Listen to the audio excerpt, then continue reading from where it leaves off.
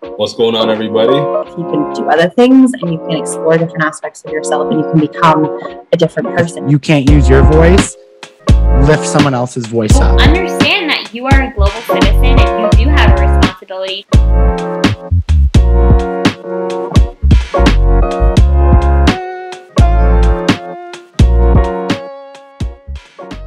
Hey everyone, welcome back to Life Outside the Box podcast.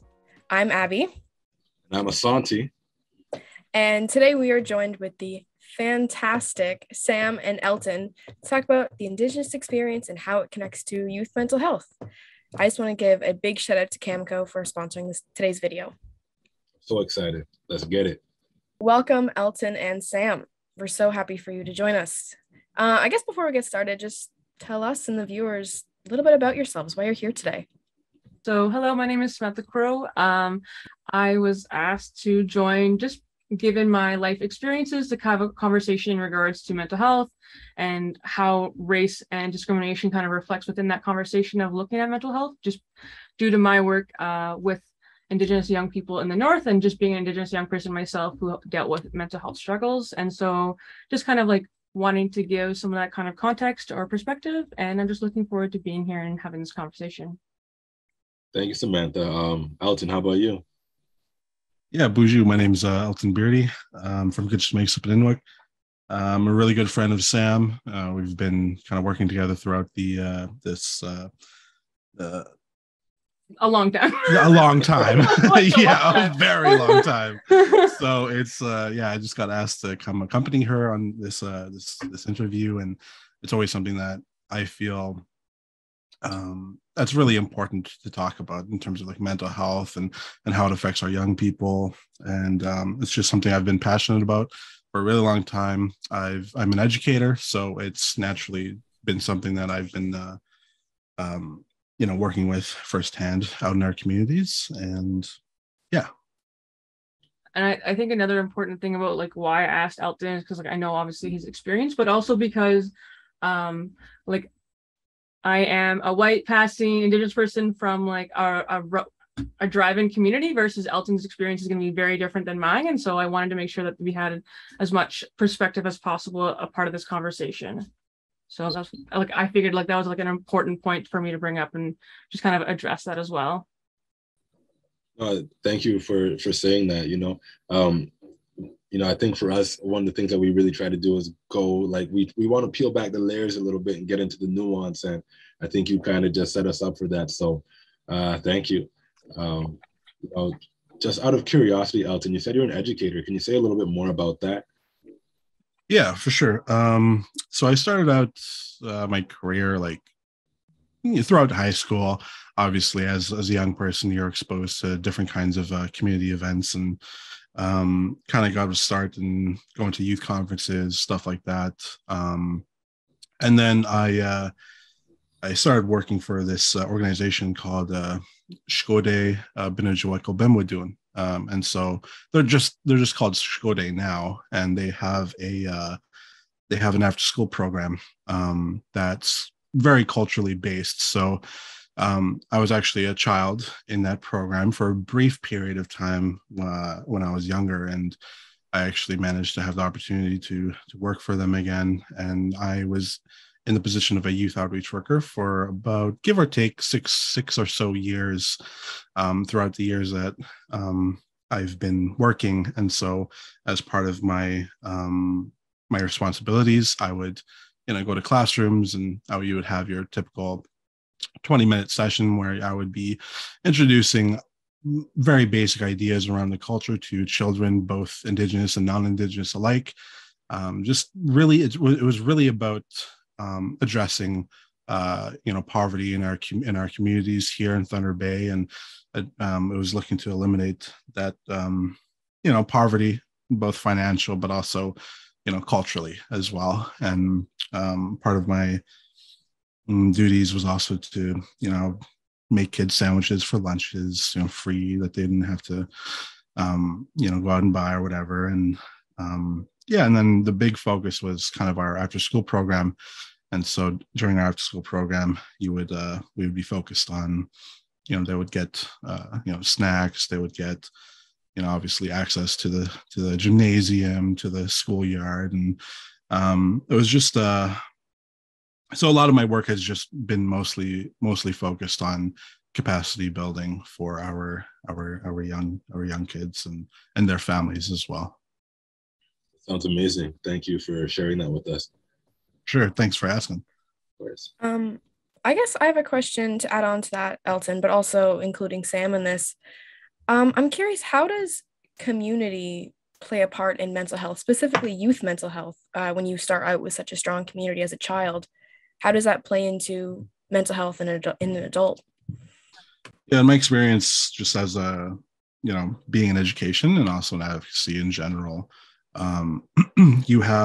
there's a stringent need for community-based services that are focused on cultural capacity building. And I think what really goes under the radar for a lot of people are just these the teachings that connect our people in terms of what it's like for our communities today that live in urban areas. That, for me, I came from KI, so obviously it's a remote northern community, and we came to Thunder Bay, which is obviously an urban center for a lot of our people in the north. And a big part of what my family had struggled with was really a sense of community. We didn't much have, community other than, our other family members. And the most that we got would be maybe a Christmas hamper around December time, like around holiday time, right? And so my parents had definitely struggled a lot with feeling that support and that community support. And in a lot of ways, now that I kind of look back, I can see how that definitely impacted my sense of community, because as a child, growing up on the reserve, you're going to feasts, you're going to community events, you're playing hockey, or you're very active because that's what's available, right? And here in Thunder Bay, growing up for me, that made it very difficult to not know what services were out there, and just to find out that, well, actually, there were no services like that, to kind of establish that sense of community. And so for me, that was just kind of something that I also see reflected in the experiences of many of the families that I work with. And of course, we've definitely come a really long way in the last 20 years in terms of culturally based community services. Much like Shkode, you have a lot of culturally relevant events that are out here in the community. At this point, it's really about connecting the people to those services that they're really asking for and that they really need. So just for piggybacking against that, I guess the biggest thing is how much community does really impact your mental health, because when you have a sense of community, even if you are struggling or if you're within poverty in different capacities, if you have a sense of community and if you feel like you belong to a group of people, it really, really changes how you view and experience the situation that you're in. Because if you don't have that sense of community, if you don't have that sense of belonging, then you just are that much more isolated, whether you're within your community or whether you're like in an urban location or wherever you're located. And if you're already feeling distraught and then you're adding on like isolation on top of that, it just makes it that much worse, and it makes it even harder for you to go towards someone for support, because it's something that's kind of foreign to you, because you don't have that community. Like, you don't feel or like you can trust anybody around you with these kind of issues, or like having that kind of support. And I think that's a really big, I guess, just issue in general is it's just making sure that you have that sense of community, whether it could look like, and it doesn't necessarily have to be like your First Nation community if you're like an Indigenous person, or if you are a non-Indigenous person. Like, it's just a group of people who you can surround yourself with who are healthy individuals. And like by healthy, I mean like they don't have to be working out every day, but like healthy in the sense of like they're going to support you, they're going to care for you, they're going to love you, they're not going to be doing these things to like make it harder in your life.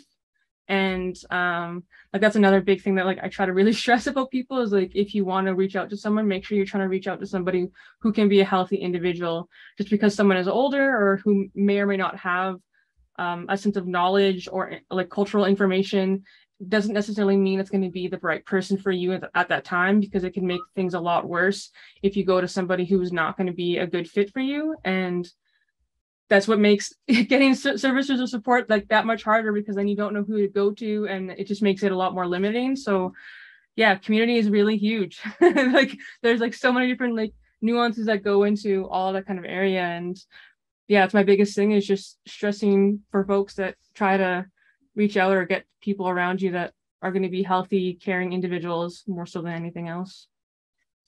Yeah, and I want to kind of hone in on that a little bit, this concept of healthy, caring individuals. And, I think in Canada, what's becoming more mainstream and probably should have been mainstream, from the beginning, is just the way in which Indigenous people have been treated historically in this country, and the harm that has been caused. And, one of those harms being this kind of fracture of identity, which can then fracture you from community. So, can you maybe talk a little bit about what can support folks in figuring out like what a healthy relationship is, or what caring people look like? Because I think that's something that a lot of, young people in particular struggle with. Yeah, no, definitely. And especially if they don't have, for whatever reason, like their family or friends in that sense of role or responsibility of like being a healthy person or having that healthy relationship, it's really, really hard for you to even recognize what a healthy relationship can look like afterwards. So you can't even then identify someone who can like help guide you in that area. I think it's, again, it's the importance of community. And if you can find an organization or a couple people who that you can trust, and like going towards them and asking them if their opinion or their suggestions about like who to go to for if it's programming or if it's services or anything. Because I know like within the Thunder Bay area, some organizations put on programming, and some of them actually are about healthy relationships, or whether it's for like an intimate relationship or a healthy relationship for your family or your friends, like because of people are recognizing how important that is and like how much it does make a difference. And so, I mean, ideally it would be great to grow up with that, but if not, then it'd be nice to find a program or someone who can help. And then if not, then sometimes it's about just creating whatever that is yourself, like finding that your own community, or finding out what is healthy for you and like what you need in your life, and then trying to formulate that in whatever way you can. Because sometimes, unfortunately, you don't have the access to other people. So sometimes you have to kind of make it for yourself. This talking about making this community for yourself and finding these, healthy individuals that can help you with whatever struggle you're dealing with, it got me kind of thinking of social media. And, social media, like anything, is a double-edged sword. It's very good and very bad. I guess my question is, how, at least, have you noticed social media having some kind of impact on finding these healthy relationships and these senses of community and togetherness? Has social media impacted that in any way, really? Honestly, like quite a bit. I know, like even for myself, like finding out like if I don't have a person who I can go to for a question in regards to certain like crafting or like cultural activities or anything like that, like I've been able to find people through Facebook or like through TikTok or YouTube to have these questions, or to be able to have kind of almost like a kind of like a relationship, but like not a relationship, where I could look up to somebody who is like a healthy individual. Especially there's a lot of like other healthy young professionals who are doing great things in their communities, and they're sharing it elsewhere because they know that people will benefit from that. So in a sense, like social media can be amazing because there's a way to show a lot more knowledge and information and everything else. But obviously, like you said, it's a double-edged sword, and there can be a lot of really hateful comments and ignorant comments, and can kind of prevent people from sharing this information, or other times just being really hateful towards each other as individuals. And some of the like online bullying that a lot of young people face, like so some of the lateral violence can be quite awful. And obviously that's not going to help or improve anyone's mental health when they feel like they're being attacked by anything. But yeah, it's really hard. So I try to look towards and like promote as many like healthy individuals that I can, so other people can see it. And then yeah, you just have to try your best to not have as many, I guess, negative interactions, or like cutting people out as best as you can. Because yeah, it's not a very nice double-edged sword. Sure. Elton, I'm, when you were talking about what you do and kind of how you grew up and, growing up in an environment and giving back to that environment. And then here we are talking about community.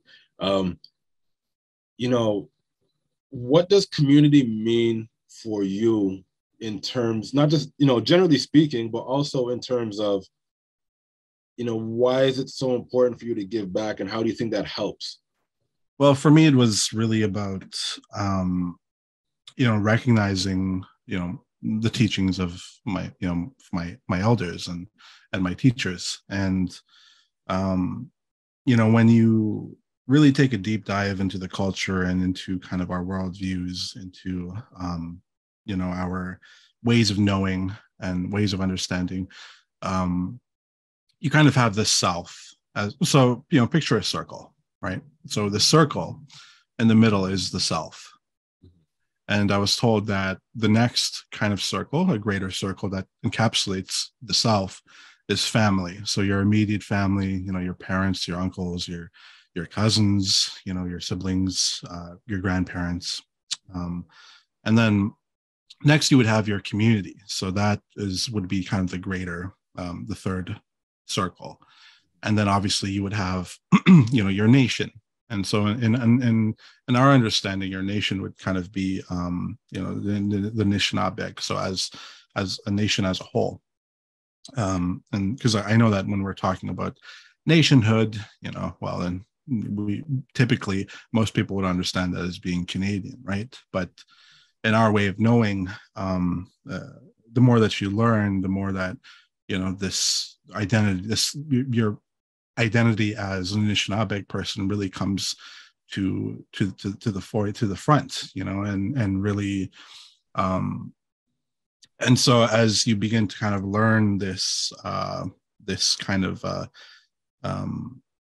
this sense of self in relation to, the world, you start with your family. It's obvious, because obviously that's going to be the closest, most important thing that will impact how you grow into the person that you are today. And then, obviously your community, how you're going to grow beyond your family, and as you enter your community, and to be the person that you are to your community, right? And obviously for some of us who are fortunate enough to make that impact on a more national, or I guess more national level, then that's who we would be as kind of like leaders and in those ways. And so for me, it's really just considering the worldviews of my ancestors in the sense that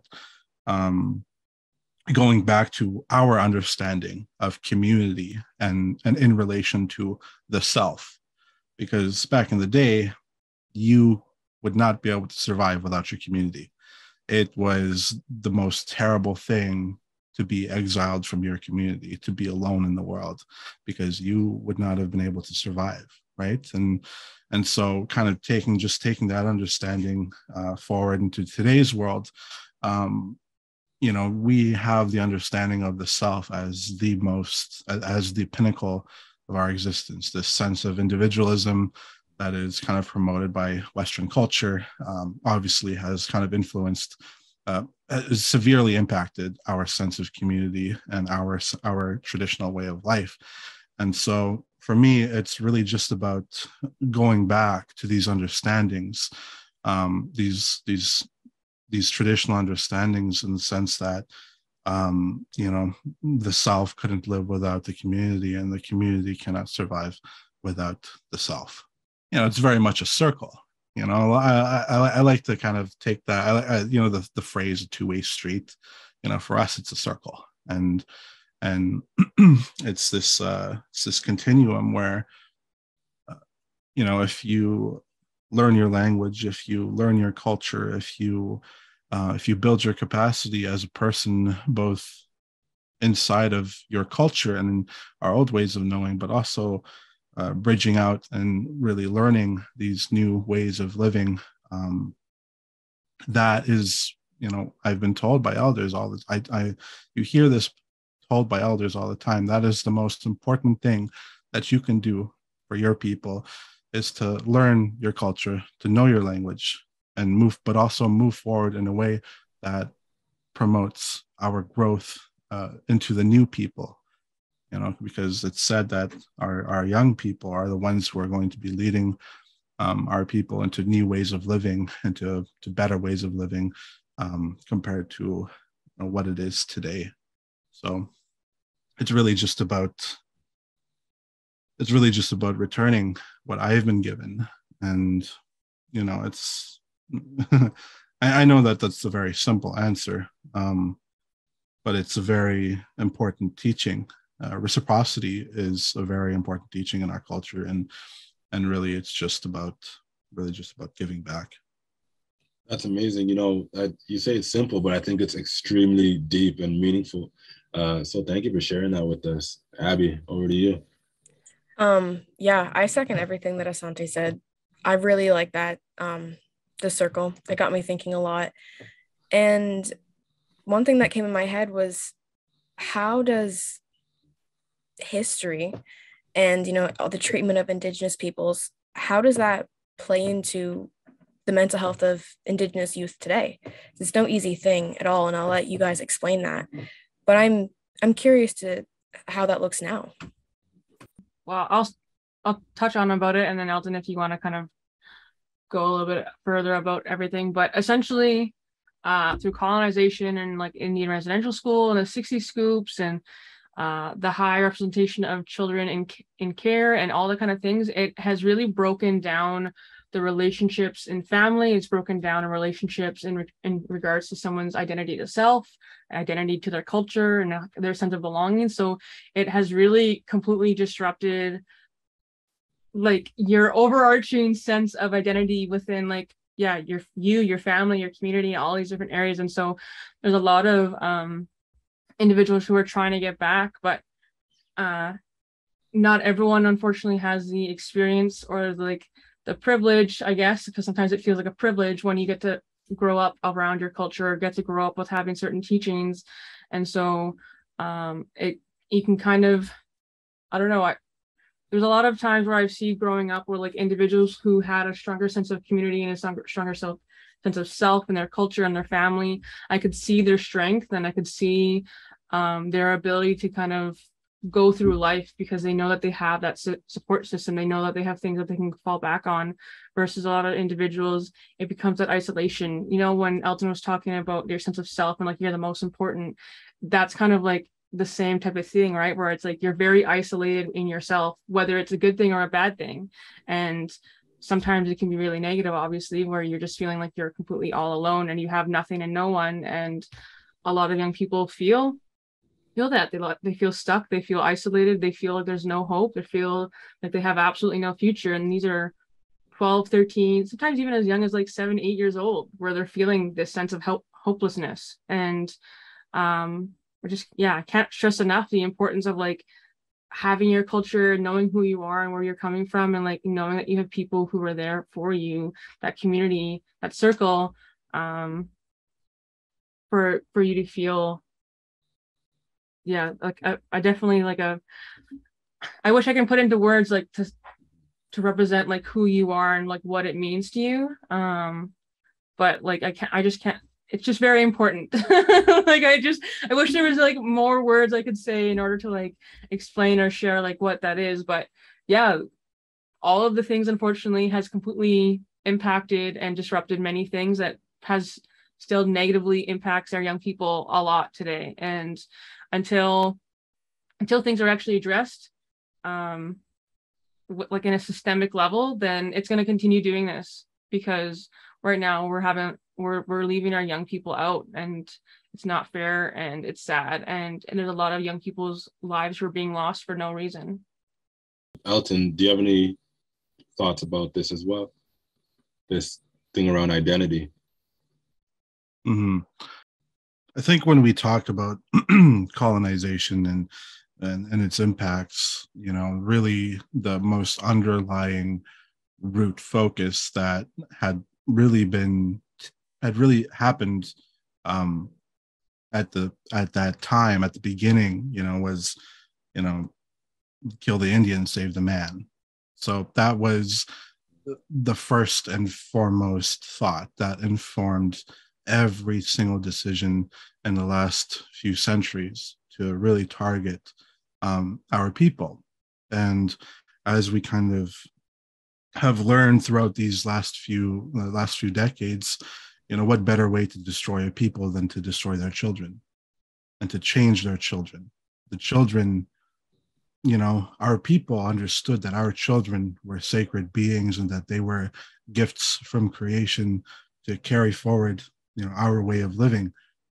So too did they understand that the children was where the greatest impact in turn could happen, and to really, really, destroy our peoples and our societies, our ways of living. And and for me, that's why it's been so important to really acknowledge where our young people are at today, because we have young people who understand that they have had something taken from them. They have had something happen to them before their time had ever come upon this earth. And that understanding, that feeling, the feeling that something is not quite right, something that is missing from your experience, this wound, this soul wound, can inform the journey of a person utterly, completely. And really, it's utterly astounding that we have young people today who feel that and who are changed so completely by this understanding, this knowing that something is missing, that they go forward and that they move in ways that their ancestors did, to return those around them to ways of understanding and living that contribute to this future that our ancestors dreamed for us. And it's really something. There's something sinister in the systems that are still in place today. They never changed. They probably won't change. So what can be said about, these policies, these things that were designed to eliminate our people? Why are we speaking of them in the past tense? It's very much still happening today. And so for me, it's really about meeting young people where they are, because our young people are frustrated, our young people are depressed, our young people and overwhelming, and in an overwhelming way, a lot of our young people are losing hope. That's reflected in the fact that we have the highest rates of youth suicide in the world. And really, it's about giving them these life-saving opportunities in the sense of, here's what happened. Here's what's missing. In the sense of providing them that knowledge, that history, but also providing to them exactly what we're talking about, those teachings, that sense of community, that someone to turn to, someone to trust, and these models of growth and of hope, these teachings. In Anishnaabe culture, we're very much guided by these things called seven sacred principles, or the seven grandfathers as they're most commonly known. When someone understands what each of those teachings mean in the language, it takes on a very, very holistic understanding. Love in our way of knowing it in English, it's there are a lot of ways to know love. There are a lot of ways to understand love, but in our way of knowing, it's very much connected to the land. Zagada, when Zaging is the point where a river meets a lake, and there's that flowing, that motion. Zagada, there, it's like heart, and then win is a way of. And so when you understand Zagadwin in our language, it's a way of living with an open, flowing heart. It's just completely open. And so once someone understands that, they begin to see these teachings out in the community. They see these teachings out on the land. They see these teachings as they begin to hold these teachings deeply in places that can't be touched, can't be impacted by these systems that seek to break them down. And I think that is really, for me, the approach that is very, very critical in this time and all these experiences that have led to right now. There's so much within that, Elton. As you're talking, I was getting emotional, just being real about it. A lot came up for me. It's obviously not the same experience, but being a Black person and, my descendants coming from slavery, and that, the identity piece of kind of not knowing where you came from resonates really strongly with me, because, I have a last name that is not African. And then it always, like my last name itself, is a constant reminder of that history. And then there's a grief that comes with it. For me, it's almost a constant thing of, I'll never know where I came from. So I'll never truly have a full sense of my identity historically. So how do I move forward and build a new identity that connects to the past, but also, lays down a path for the future? So, this for both of you, Sam and Elton, like, not just how do you do that, but like, what do you think gives young people so much strength, Elton? Because you talked about that. What do you think, gives young people so much strength to continue that astounding endeavor of, having that collective history of pain and grief, but still being so connected to wanting to, carve out a future for Indigenous peoples and for First Nations peoples?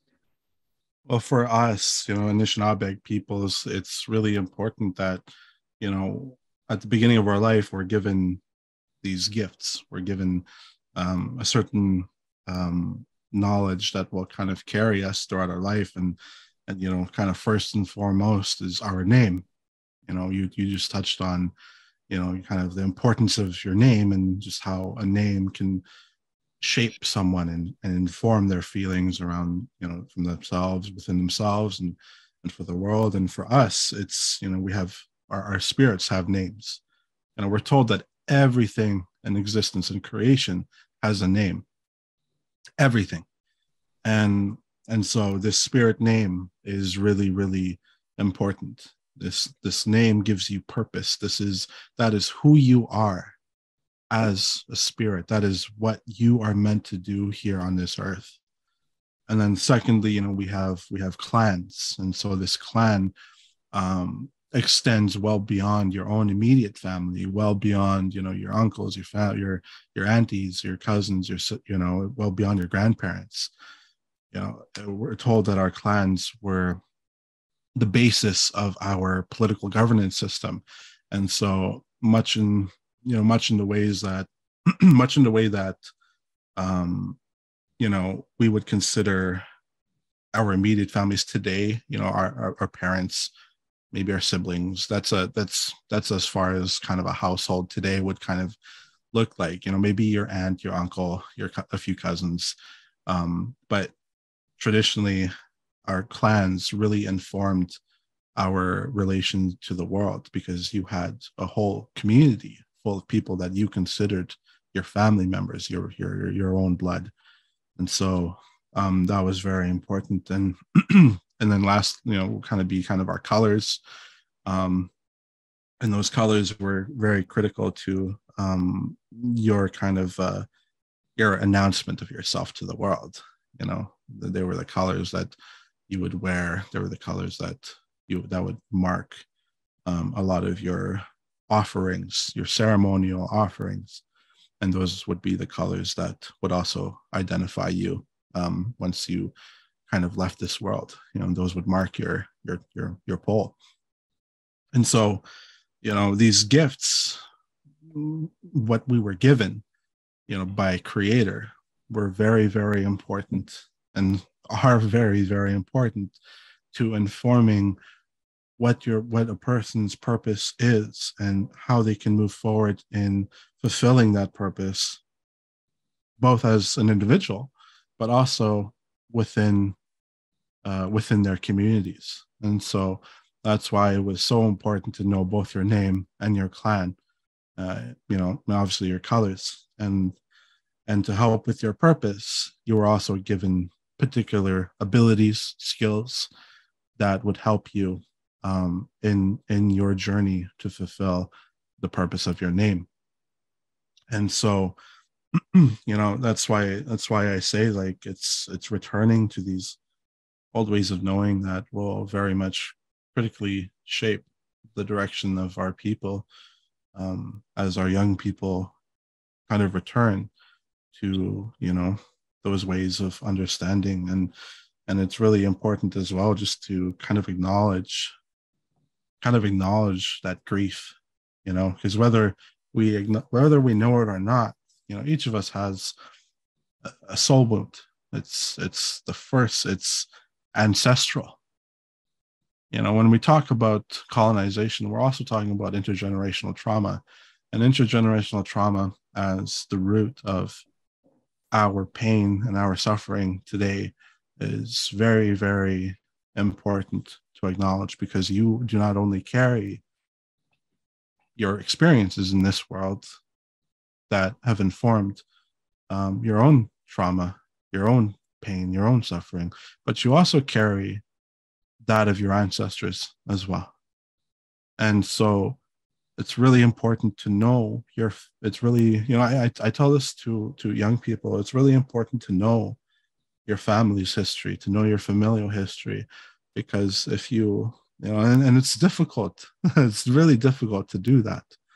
Even for a lot of us, it's really difficult to look back and to see and to gather the information that pertains to this point where we, at our existence, what happened before. And, and, it's really, really, it's really important, because you're able to identify ways to heal both yourself, but also an ancestor, and that's something that, even if you don't know specifically, there are no ways of knowing, I always tell people, put out offerings, put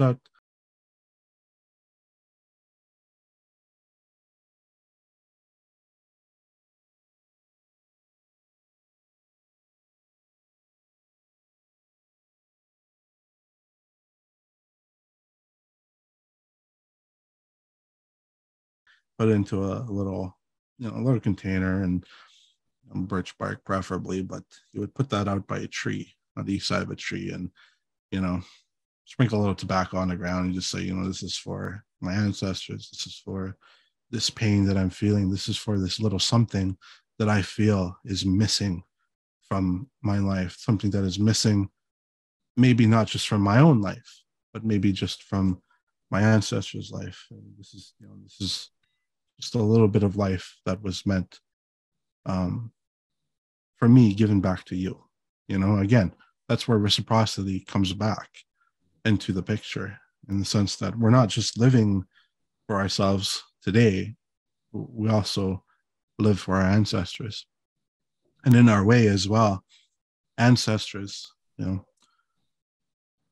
is best understood as someone who is beyond your grandparent and someone who is beyond your grandchild. We consider our great grandfather or our great grandparent and our great grandchild as ancestors. They're both one and the same.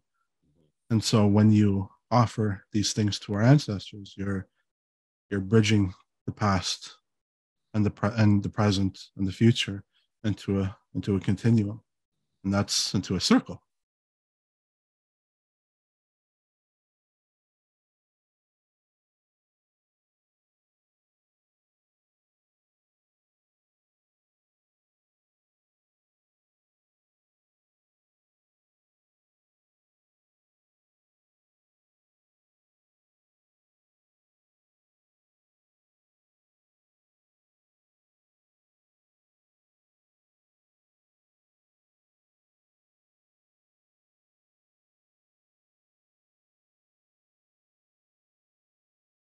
Put in this work, and if we are not trying to break these cycles, then we are literally not going to survive as a nation. We're not going to survive as individuals.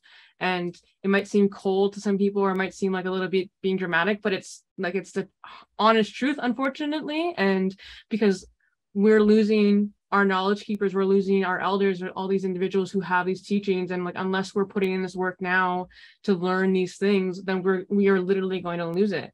So yeah, it's kind of like one of those things where you just kind of have to do it. Unfortunately, it's just one more thing that we're having to do or having to deal with in order for us to survive, or to hopefully be a thriving individual or a thriving nation, is having to put in all this work. So yeah, unfortunately, it's literally for our survival. I would love for it to talk about it being a really deep and personal thing, and obviously it is, but that's what it ultimately comes down to. You touched on, the youth of today and how that's their mental health and their strength is your survival. And I want to touch on a point we kind of made earlier about community and how that plays into mental health. And Sam, I understand you're involved with an organization called Feathers of Hope. Sure. So I was fortunate to be a part of Feathers of Hope for quite some time.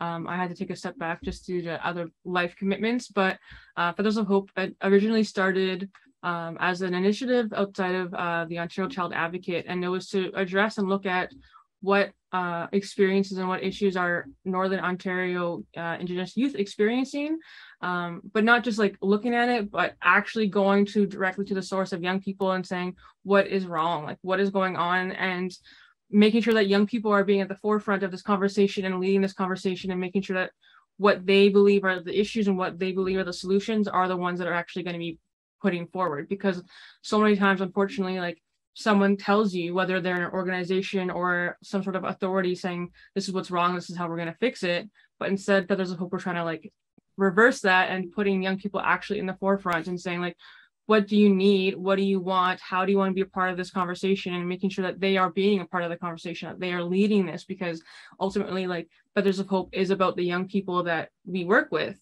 It has nothing to do with us or the work that we want to do. It has everything to do with them. And so, unfortunately, the office closed down in 2019, but Elton and myself and many other people were a part of a team that turned Feathers of Hope into a nonprofit organization. And it's because our work wasn't done, because young people asked for certain things and we weren't able to deliver on that. And we didn't want to be another organization or another group of people to come in and say this is the work we're going to do, and then not meet those commitments, not meet those needs. And so we needed to continue that work. We needed to continue the journey and the requests that were coming from the young people. And so it started, as that, and trying to figure that out. And then the pandemic hit. So then we're trying to figure out how to navigate any of that kind of stuff.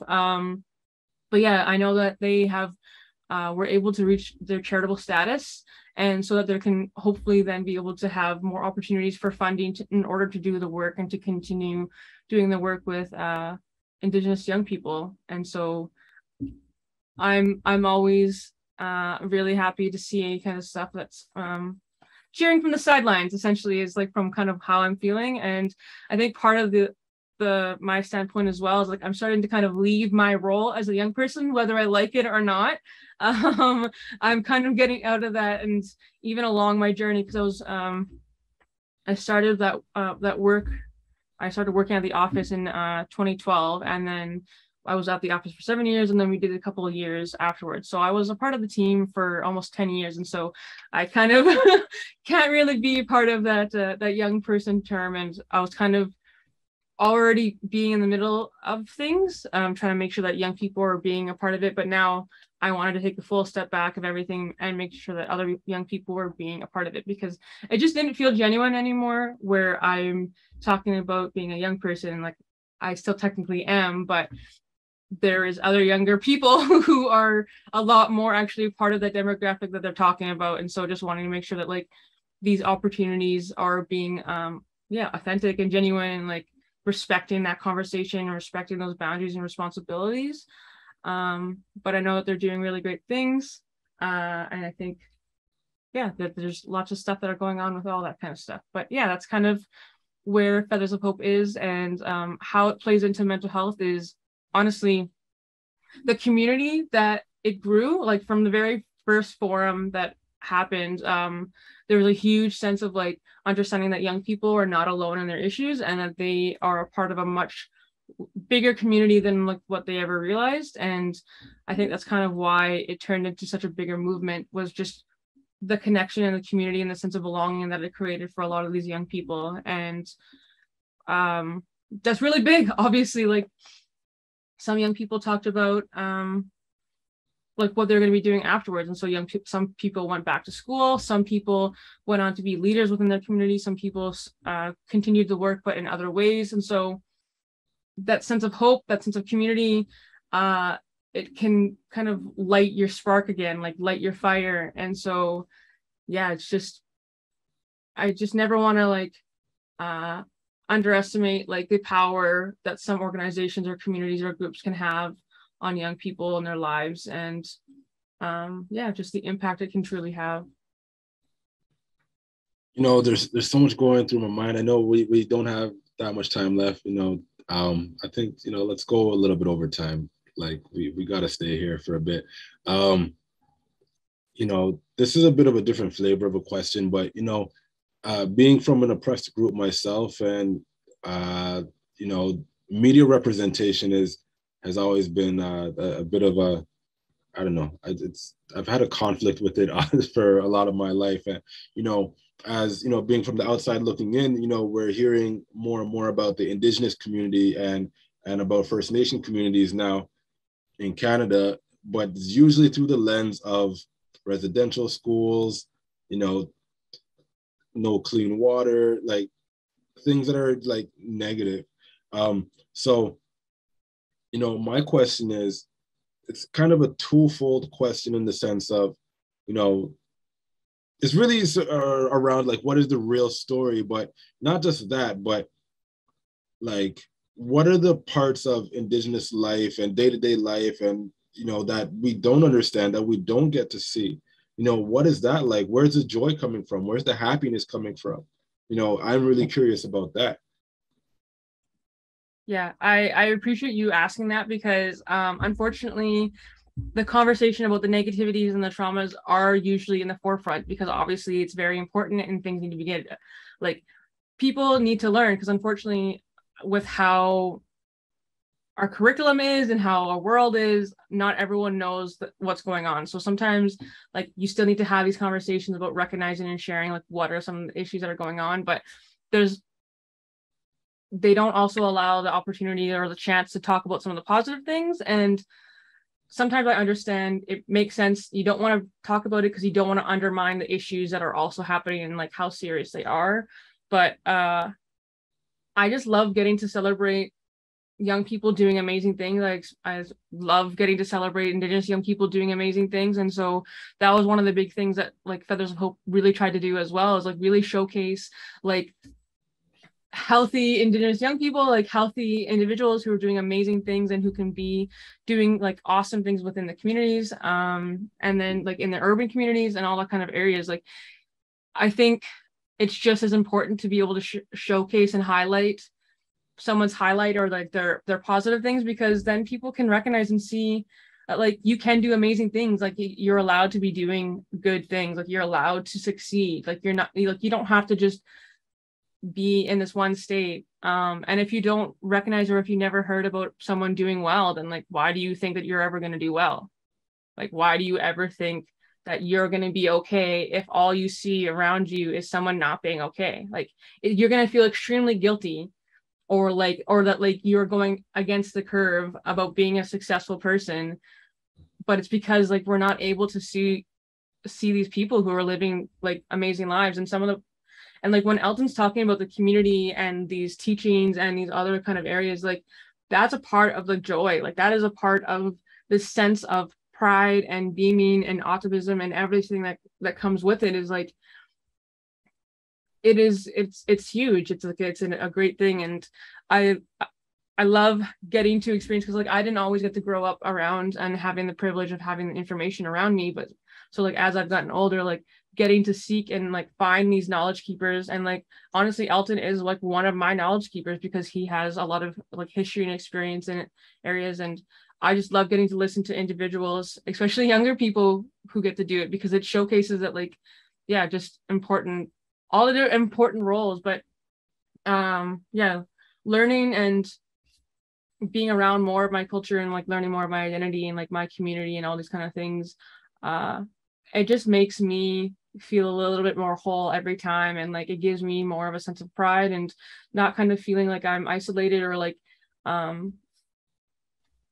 don't know, like unfortunately there's a lot of like colorism, and there's also like lateral violence about like not being Indigenous enough. Even if you live in the community, or if you're visibly Indigenous, you can still sometimes like not be Indigenous enough because of how you talk, or if you went to post-secondary, all these different kind of things. So yeah, I just love getting to learn more and being a part of a community where everyone's encouraging everyone to learn and to grow and to celebrate who you are. And like whether it's through like crafting, or whether it's like in other endeavors, like it's just yeah, part of the culture is like knowing, like Elton was saying, like your gifts, and sometimes your gifts may not actually be culture related, but like still getting to celebrate that.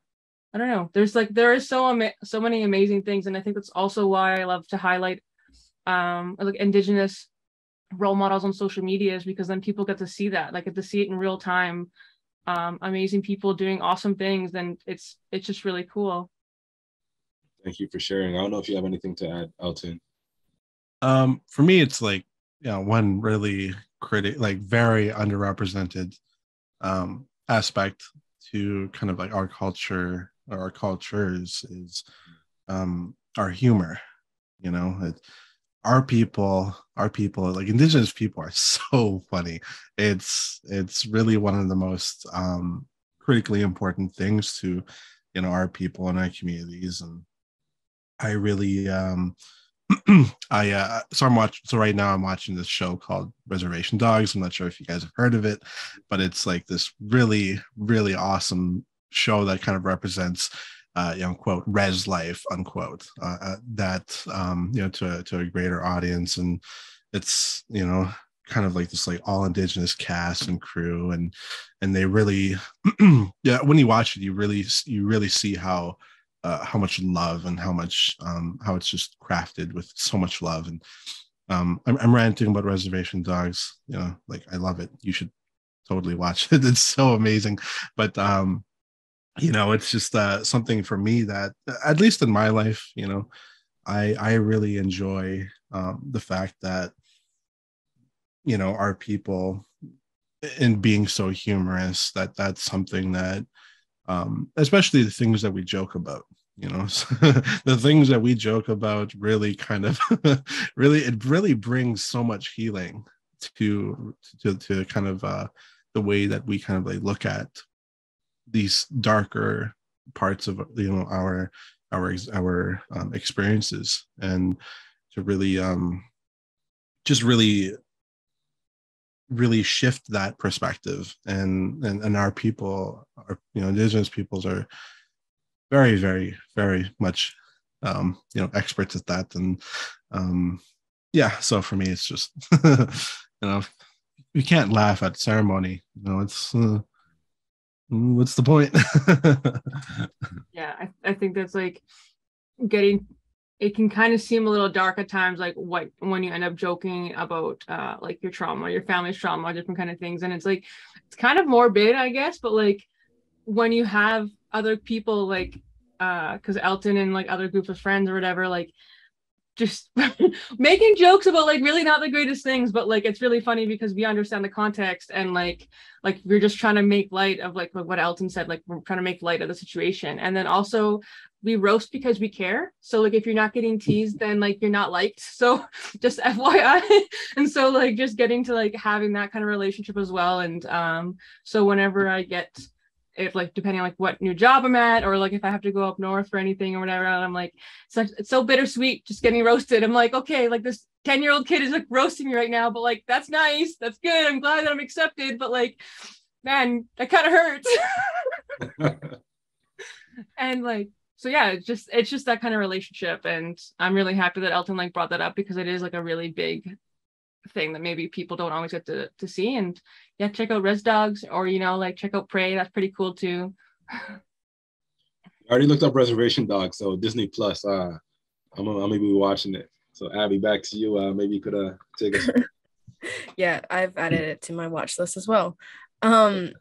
Wrapping up, as we're nearing the end of the episode, one thing that I always like to ask is if you could tell your younger self or another younger person going through the same struggles that you were, what's one piece of advice that you would give them? I guess we'll start with Sam, and then Elton, if you have anything to add as well.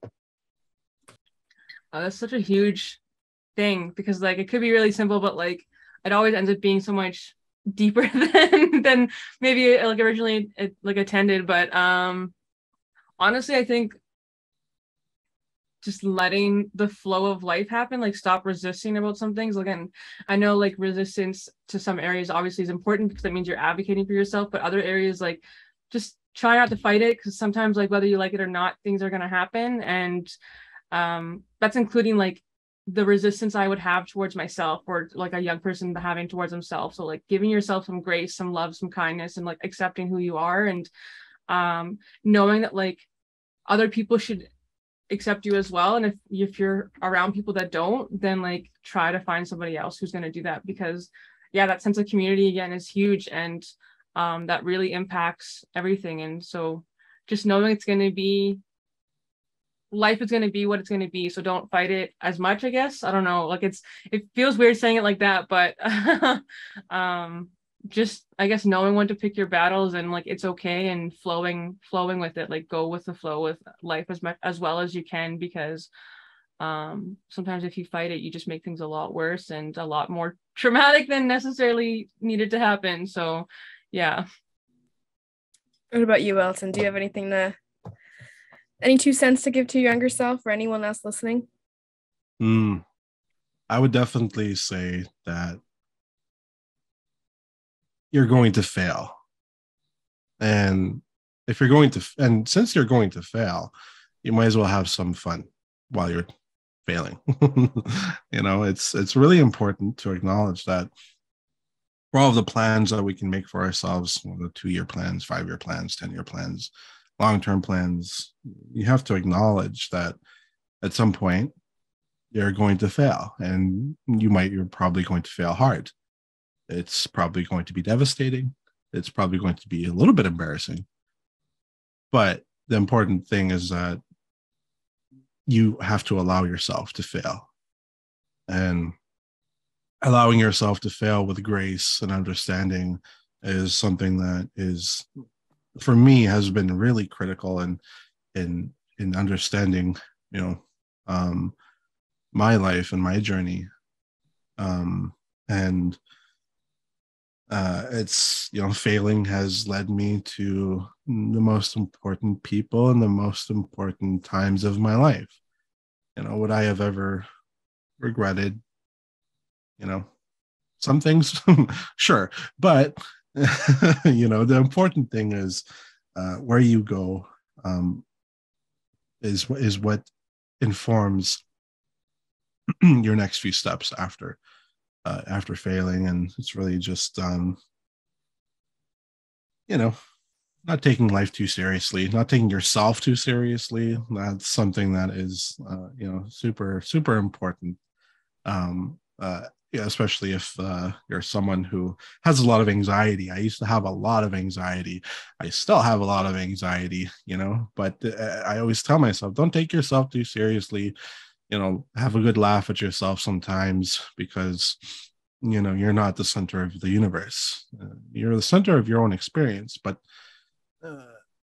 so is everyone else.